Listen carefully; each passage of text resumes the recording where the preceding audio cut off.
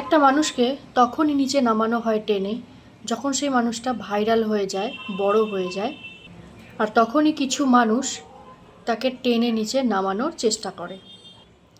কিছুদিন ধরে দেখছি অপরাজিতাদি, যিনি রোডে দাঁড়িয়ে নাচ করেন হাজব্যান্ডের সাথে, ওনাকে নিয়ে একটা বড়সড় ক্লেম করা হচ্ছে। উনি নাকি সেনাবাহিনীর জামা পরে ডান্স করেছে বলে ওনার নামে কেস করা হয়েছে থানাতে।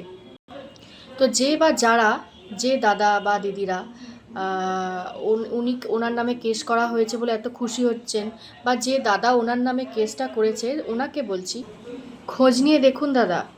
এরকম অনেক সেনাবাহিনীর বউরা যারা বাড়িতে এরকম ড্রেস পরে আয়নার সামনে দাঁড়িয়ে রিলস বানায়, ক্যামেরার সামনে দাঁড়িয়ে ছবি তোলে, রিলস বানায়, এরকম অনেক ছোট ছোট সৈনিকের বউ আছে।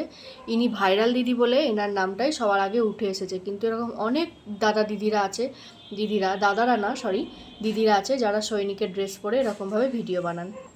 সেরকম হলে তাদেরকে গিয়েও ধরুন, তারাও কিন্তু সেম অপরাধী, সমান দোষী তারাও।